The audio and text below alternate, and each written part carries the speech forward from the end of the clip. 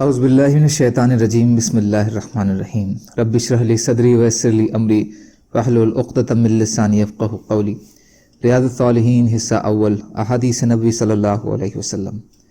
میت کے پاس کیا کہا جائے اور جس کے گھر موت کا حادثہ ہوا ہے وہ کیا کہے؟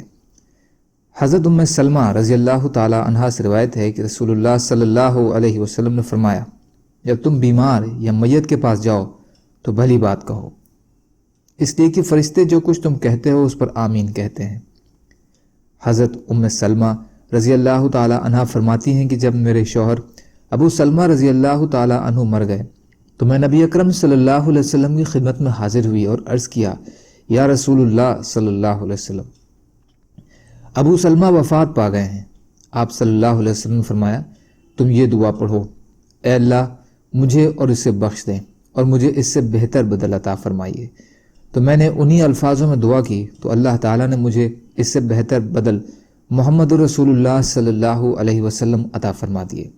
مسلم نے اسی طرح روایت کیا ہے کہ جب تم بیمار یا میت کے پاس آؤ، شک کے ساتھ روایت کیا ہے، البتہ ابو داؤد وغیرہ نے بنا شک کے علمیت کے ساتھ روایت کیا ہے، یعنی جب تم میت کے پاس آؤ۔ فائدہ: ورثہ میت کو چاہیے کہ وہ مرنے والے کی جگہ کو پر کرنے کے لیے یہ مسنون دعا پڑھیں تاکہ انہیں بدل ہی نہیں نعم البدل ملے، کیونکہ اللہ تعالیٰ ہر چیز پر قادر ہیں، اس کے لیے کوئی بات مشکل نہیں ہے۔ حضرت ام سلمہ رضی اللہ تعالیٰ عنہ سے روایت ہے کہ میں نے رسول اللہ صلی اللہ علیہ وسلم کو فرماتے ہوئے سنا کہ جس بندے کو کوئی مصیبت پہنچے اور وہ کہے کہ ہم اللہ ہی کے ہیں اور اسی کی طرف لوٹ کر جانے والے ہیں، اے اللہ مجھے میری مصیبت میں اجر عطا فرمائیے اور اس کی جگہ بہتر بدل عطا فرمائیے، تو اللہ تعالیٰ اسے اس کی مصیبت میں اجر عطا فرماتے ہیں اور اس کی جگہ اسے بہتر جانشین عطا فرماتے ہیں۔ حضرت ام سلمہ رضی اللہ تعالیٰ عنہ فرماتی ہیں کہ میں جب ابو سلمہ رضی اللہ تعالیٰ عنہ کی موت واقع ہو گئی تو میں نے اسی طرح دعا کی جس طرح مجھے رسول اللہ صلی اللہ علیہ وسلم نے حکم دیا تھا، تو اللہ تعالیٰ نے مجھے اس سے بہت بہتر جانشین یعنی رسول اللہ صلی اللہ علیہ وسلم عطا فرما دیے۔ مسلم شریف۔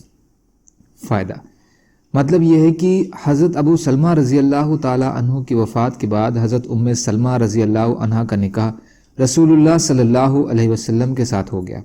اس طرح دنیا میں ہی اللہ نے انہیں بہتر ہی نہیں بلکہ بہترین بدل عطا فرما دیا۔ اگر کسی کو دنیا میں بہتر بدلہ نہیں ملے گا تو آخرت میں تو یقینی ملے گا۔ بہرحال یہ بھی اللہ کی مشیت پر ہی ہے اور وہی بندوں کی ضرورتوں کو بہتر جانتا ہے۔ اللہ تعالیٰ کہنے سننے سے زیادہ عمل کی توفیق عطا فرمائے، اور مظلوم کشمیریوں، فلسطینیوں اور دیگر ممالک میں جہاں بھی مسلمان بھائی بہن پریشان حال ہیں، یا اللہ آپ ان کی مدد فرمائیے اور ہم کو بھی اپنی استعداد کے بقدر اپنا حق ادا کرنے والا بنائیے، آمین۔ سبحان اللہ و بحمدہ، سبحانک اللہم بحمدک، اشہد ان لا الہ الا انت، استغفرک و اتوب الیک۔ سبحان ربک رب العزت عما یصفون وسلام علی المرسلین والحمد للہ رب العالمین برحمتک یا ارحم الراحمین۔ لا الہ الا اللہ محمد رسول اللہ۔